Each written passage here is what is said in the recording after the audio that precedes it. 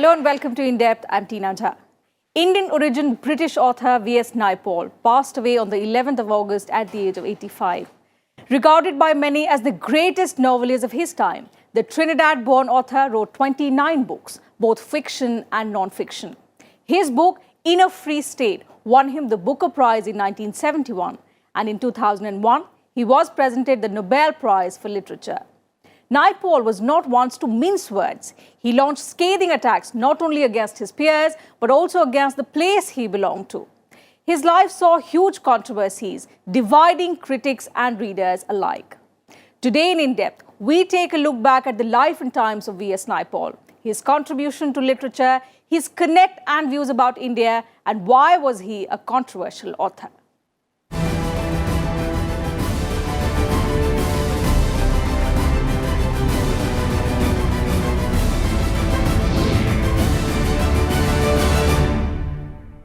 Celebrated author V.S. Naipaul's literary career spanned over 50 years.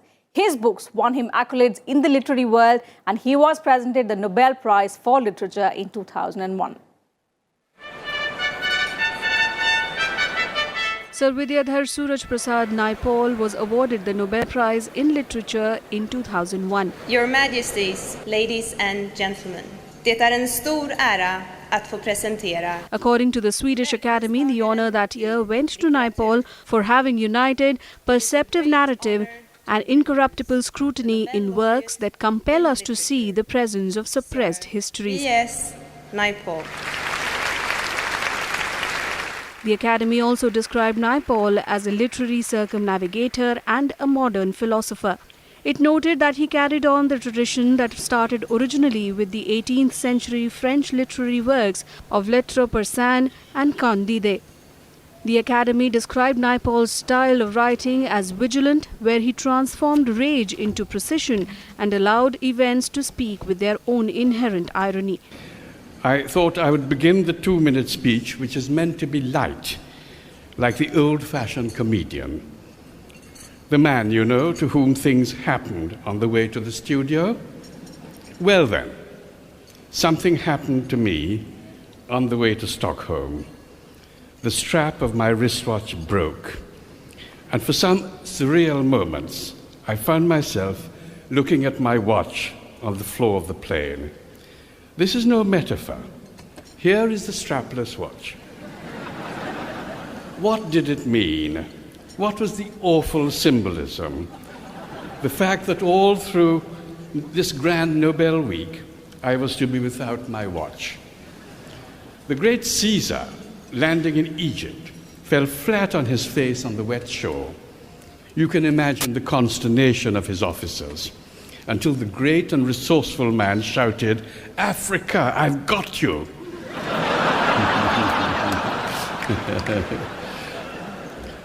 Some centuries later, the Emperor Julian, training one morning with his soldiers, lost the wicker part of his shield. He was left holding only the grip or the handle.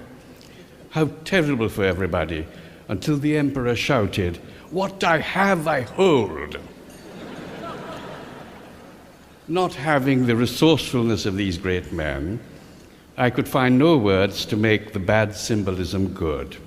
Until tonight, when I understood that time was to stop for me during this Nobel week, and that when it began again, it would be truly new. Now my strapless watch, benign again, tells me without threat that my time is running out. My 2 minutes are up.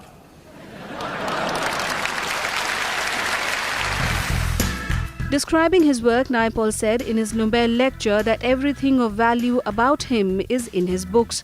Stating that he was the sum of his books, Naipaul said that at any stage of my literary career, it could have been said that the last book contained all the others. I said earlier that everything of value about me is in my books. I will go further now. I will say I am the sum of my books. Each book, intuitively sensed, and in the case of fiction, intuitively worked out, stands on what has gone before and grows out of it. I feel that at any stage of my literary career, it could have been said that the last book contained all the others. The Nobel for Naipaul was the culmination of a journey of over a period of nearly 50 years, in which he expressed himself in a variety of narrative forms, ranging from fiction to travelogue to autobiography and history. Critics have found in Naipaul's fictional and non-fictional writings the expression of a need to discover an appropriate literary form to frame a psychic and symbolic sense of homelessness. Many have observed that this need was to find a way of inhabiting an inherited language and tradition which, because of his colonial education and childhood as a twice-removed descendant of a Brahmin indentured family in Trinidad, simultaneously alienated him. His views on both Hindutva and Islam caused much controversy. He caused a backlash in India in 2004 by supporting the 1992 destruction of the Babri Masjid. Naipaul has also been accused of racism for his attitudes towards Africa and the Caribbean.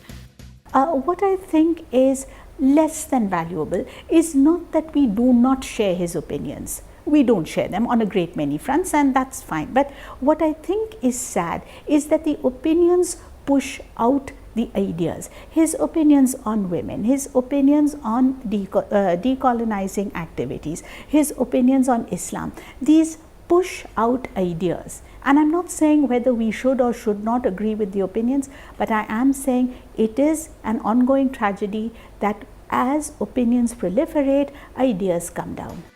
Besides the Nobel, Naipaul was the recipient of a number of international and national literary prizes. In 1971, he was the first person of Indian origin to win a Booker Prize.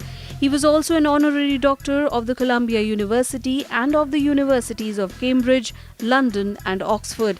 In 1990, he was knighted by Queen Elizabeth. Bureau Report, Rajya Sabha TV. Born in Trinidad in a family with Indian roots, Sir Vidyadhar Suraj Prasad Naipaul resided in England as an adult. He travelled and wrote about India, Africa, the Islamic world and South and North Americas in his novels and non-fiction works. Let's take a look at his life and works. A writer par excellence, celebrated for his extensive commentary on both the colonizers and the colonized. Hailed as one of the greatest writers of the 20th century, Sir Vidyadhar Suraj Prasad Naipaul was born on 17th August 1932 in Chaguanas in Trinidad and Tobago to Indian parents Draupadi Kapildeo and Sri Prasad Naipaul. His younger brother was the writer Shiva Naipaul. Naipaul's grandparents migrated from India in the 1880s to work as indentured labourers on the sugar plantations in Trinidad. His father became an English journalist, and the year Naipaul was born, he joined the Trinidad Guardian as the correspondent from Chaguanas. In 1939, Naipaul enrolled in the government-run Queen's Royal College after his family moved to Trinidad's capital, Port of Spain. Upon graduation, Naipaul won a Trinidad government scholarship that allowed him to study at any institution of higher learning in the British Commonwealth. He chose Oxford. While at University College, Oxford, Naipaul got disappointed with his early attempts at writing and became depressed. In June 1953, both Naipaul and Hale graduated from Oxford. The same year, his father passed away. Naipaul moved to London in 1954. A year later, in January, he and Patricia got married. From December 1954, Naipaul began appearing on the BBC radio programme Caribbean Voices. It was in the BBC Freelancers Room that Naipaul started writing Miguel Street, a collection of stories set in wartime Trinidad and Tobago. And this was just the beginning of a long and illustrious literary career spanning 50 years. Naipaul's, what is unique about him is to understand the psyche of the people. He would sit quietly, listen, get it all in his head, but then never wrote things which are pleasing. See, he's a unique writer. He's a novelist, he's a fiction, short story writer, he's written travelogues, he's written political work. So he's unique, but above all, his writing skills, which I think are unmatched. His breakthrough came in 1957 with his first published novel, The Mystic Monsieur. The Mystic Monsieur won him the John Llewellyn Rhys Prize in 1958. His acclaimed novel A House for Mr. Biswas, that was published in 1961, is based on his father's life in Trinidad. In 1962, Naipaul and his wife came to India, where he wrote An Area of Darkness, which explored colonialism and its aftermath. While in India, Naipaul also wrote Mr. Stone and the Knight's Companion, his only attempt at a novel set in Britain. Naipaul travelled extensively to pen his books. In all, he travelled to India thrice. He spent time in Buenos Aires, Argentina to write about its former First Lady Eva Perón, and went to Iran, Pakistan and Indonesia for books about Islam. Years before the September 11, 2001 attacks, Naipaul wrote about Islamic radicalism in his books like Among the Believers and Beyond Belief. Naipaul's books on colonialism in Africa, including 1971's In a Free State, won him awards and accolades. Naipaul received a knighthood in 1990. In 2001, he was awarded the Nobel Prize in Literature. His wife Patricia Hale died of breast cancer in 1996. 2 months after her death, Naipaul married his second wife, Pakistani newspaper columnist Nadira Khanum Alvi. He published more than 30 books, both fiction and non-fiction, over some 50 years. However, many of his books have been criticized for their allegedly unsympathetic portrayal of the Third World. The comedy, the evocation of life in a very, very difficult historical passage, in a very, very difficult geopolitical passage, the Caribbean and after. I think these are things that are hugely worth celebrating. And I also think it's worth thinking about the fact that a long stay at the crease, which is very much what Naipaul gives us, is in itself something of a tribute to the durability of what I will call very stuffily the life of letters. Naipaul's worldview may have been under the scanner, but his writings did provide the much-needed view of the developing countries to the world, or as the Swedish Academy termed these stories, suppressed histories. Bureau Report, Rajya Sabha TV. Naipaul was born into an Indian Hindu family in Trinidad. His ancestors were shipped to West Indies as bonded labourers. He was named after a Chandela king, the dynasty which built the Khajuraho temples. Of the dozens of books that he wrote in his lifetime, 3 were on India. Naipaul visited India several times, the last one being for the Jaipur Literature Festival in January 2015. Ladies and gentlemen, Nobel laureate Sir Vidia Naipaul. Born in Trinidad with Indian parents and a career as a British author, V.S. Naipaul was a man of mixed identity. He lived and worked for the most part of his life in and around London. He arrived in London from Trinidad in 1950 to study English literature at Oxford University. But he retained his love for India. On numerous occasions, he spoke about the Indian influence on his life and approach towards writing. Through his books, he brought out the best and worst of India between 1960s and 1990s. He wrote 3 books on India: India, An Area of Darkness in 1964, India, A Wounded Civilization in 1977, and India, A Million Mutinies Now in 1990. In all the books, Naipaul commented extensively on subjects varying from politics, religion, business, and films in India. According to Patrick French, the author of Naipaul's biography, the Nobel laureate visited India at a time when the national mood in the country was that of fatigue. Pandit Jawaharlal Nehru had become old and ailing, and the glitter of freedom, along with the Congress Party's revolution, had faded. Naipaul was only 70 when he had written to his sister Kamla, who was then studying at the Banaras Hindu University. In his letter, Naipaul wrote, "I'm glad you told off those damn efficient scheming Indians. I'm planning to write a book about these damn people and the wretched country of theirs, exposing their detestable traits, grill them on everything." Patrick French says the book India, An Area of Darkness was the result, offering a passionate analysis of what was wrong and right with the country. But before he wrote the book, he travelled extensively through the country. Upon his return to London, Naipaul wrote a long letter to Modi Malhotra, an IAS officer with whom he had stayed in Faizabad district of UP. In the letter he wrote, "The point that one feels inescapable is the fact of India's poverty. and how deep is one's contempt for those Indians who, finding no difficulty in accepting one standard in India and another outside it, fail to realize this and are failing to work night and day for the removal of this dreadful insult and humiliation. When he came to do these 3 books on India, An Area of Darkness, India, A Wounded Civilization, and India, A Million Mutinies, so which have caused a lot of, lot of critical remarks also in India. He's not one to satisfy people easily, nor is he somebody who wants flattery. Naipaul returned to India in 1975. This time, he wrote a series of articles which were later compiled into a book titled India, A Wounded Civilization. However, following this visit, Naipaul wrote, "With each successive arrival in India, my dismay and apprehension lessen. It may be that I have learned a new way of seeing or know better now what to expect. It may also be that I am, perhaps importantly, less of a colonial." Naipaul was in Delhi in September 1975, months after an emergency had been imposed in the country. Amid widespread belief that democracy in India was finished, Naipaul made a unique remark. He told journalist Vinod Mehta that the emergency was inconsequential, assuring him that it shall pass. Even in his book that was published in 1977, Naipaul focused less on the effects of the emergency and more on the analysis of what made India the way it was. Patrick French says, at the back of Naipaul's mind was a certainty that India had been debilitated by the Muslim invasions of earlier centuries. The word wound in the title of the book, India, A Wounded Civilization, spoke about the one inflicted on India by Babur's invasion.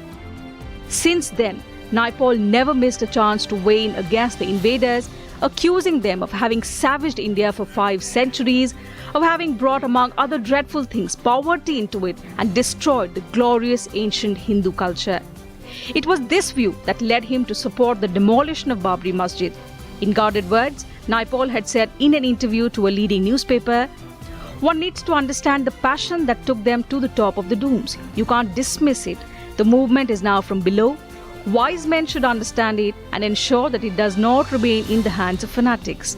Rather, they should use it for the intellectual transformation of India." He was severely criticized for being pro-Hindutva and anti-Islam, despite his second wife being a Muslim. Before the release of his 3rd book on India, A Million Mutinies Now, in 1990, Naipaul spent about 5 months traveling through the country. Starting from Bombay to Goa, Bangalore, Mysore and Madras, he headed to Calcutta and then finally to Delhi, interloping in between to Lucknow, Punjab and Kashmir. This was the time when India was at the beginning of a social, political and economic upheaval. Post this visit, Naipaul wrote, "Independence has come to India like a kind of revolution. Now there are many revolutions within that revolution." In his writing, he emphasized that something important was taking place in a country where others still saw only a continuation of old patterns. The book was perceived as a personal homecoming for Naipaul as he continued to seek an ancestral past, trying to link himself to a nation that he called his source. Bureau Report, Rajya Sabha TV. The award-winning writer wrote an astonishing number of great novels and searing works of non-fiction, though few of his works remain in the limelight for the controversies associated with them. One characteristic feature of V.S. Naipaul's books were their instant readability. Naipaul documented migration of people, the collapse of the British Empire, the agonies of being in exile, and the struggle between belief and unbelief in more than a dozen novels. He created geographical, social, and cultural contexts where people told their stories with emotional ideas and symbolism. Blackly comical, but nonetheless always humorous perspective that he brings to bear on the terrible difficulties of education, of a shortage of money, a shortage of dignified employment that he sees as being characteristic of nations that are moving out of the colonial and haven't still quite got into the decolonizing phase. I think that's absolutely brilliant. In a career spanning over 50 years, Naipaul authored over 30 works of fiction and non-fiction that influenced post-war and post-colonial literature. They showcased his formidable gifts as a writer, his intellectual suppleness, humor, wit, and unique eye for detail. Naipaul's first novel, The Mystic Masseur, was published in 1955. His other novels which won him accolades were Miguel Street in 1959, A House for Mr. Biswas in 1961, An Area of Darkness in 1964, In a Free State in 1971, A Bend in the River published in 1979, The Enigma of Arrival published in 1987, India, A Million Mutinies Now in 1990, Away in the World in 1994. See, we have to distinguish between Naipaul the man and Naipaul the writer. He's a unique writer, I mean, one of the greatest in the last 50 years.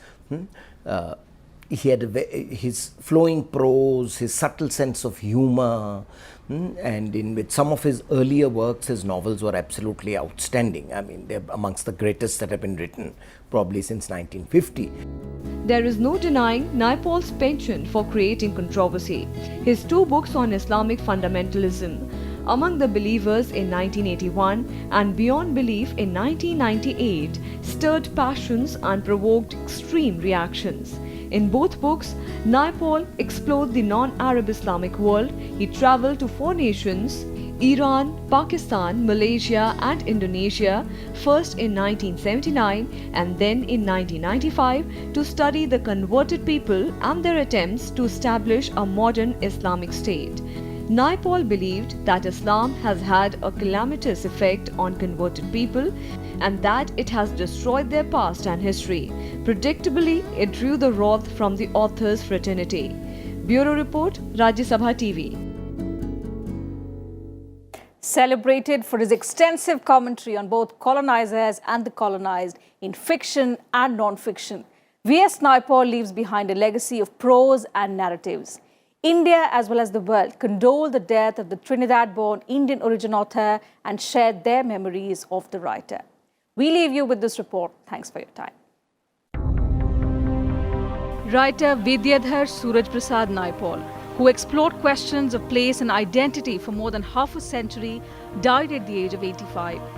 Naipaul received numerous honours, including the Booker Prize in 1971, a knighthood by Queen Elizabeth for his services to literature in 1990, and in 2001 he was awarded the Nobel Prize for Literature. India as well as the world mourned the death of the Nobel laureate. Leaders from across the political spectrum condoled the demise of Naipaul. President Ramnath Kovind, while paying tribute to Naipaul, called his books as penetrative exploration of faith, colonialism and the human condition in his home in the Caribbean and beyond. He said it was a loss for the world of letters and for the broader school of Indo-Anglian literature. In his Twitter message, Prime Minister Modi said Sir V.S. Naipaul will be remembered for his extensive works which covered diverse subjects ranging from history, culture, colonialism, politics and more. His passing away is a major loss to the world of literature. Madhya Pradesh Chief Minister Shivraj Singh Chauhan also condoled the author's death and said the world lost a genius. Congress spokesperson Randeep Surjewala also took to Twitter to condole the death of the literary giant. Odisha Chief Minister Naveen Patnaik tweeted, saddened to learn about the passing away of celebrated author and Nobel laureate V.S. Naipaul. While Rajasthan Chief Minister Vasundhara Raje said, it's sad to learn about the passing away of celebrated Nobel Prize author. His inspirational works on colonialism, decolonization and struggles in the developing world struck a chord with many. The literary world in particular was saddened by the loss and many took to Twitter to offer their condolences and memories of the writer. Author Salman Rushdie tweeted, we disagreed all our lives about politics, about literature, and I feel as sad as if I just lost a beloved older brother. Rest in peace, Vidia. Travel writer Paul Theroux, who mended his relationship with Naipaul in 2015 after a long feud, said he will go down as one of the greatest writers of our time and he never wrote falsely. Patrick French, who wrote Naipaul's biography, tweeted some of Naipaul's pictures to condole his death. British novelist and journalist Hari Kunzru put out a series of tweets on Naipaul.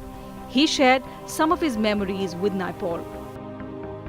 Historian and author William Dalrymple also tweeted his condolences, saying one cannot help be stimulated, influenced and catalyzed by the brilliance of Naipaul's laser-sharp vision, even if you disagreed with much that he wrote.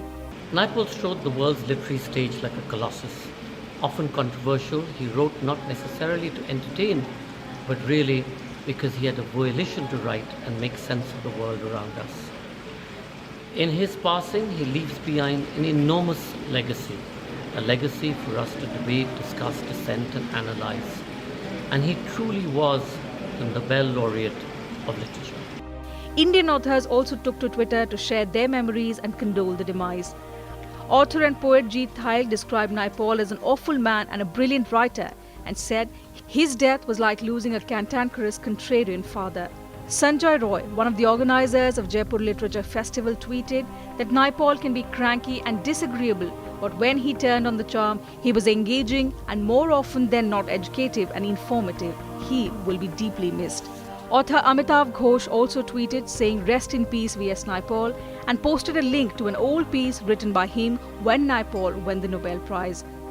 Historian Ramchandra Guha said the best piece of writing on Naipaul is undoubtedly the biography by Patrick French, which is a richly researched and vividly written portrait of the man, his work and his times. Bureau Report, Rajya Sabha TV.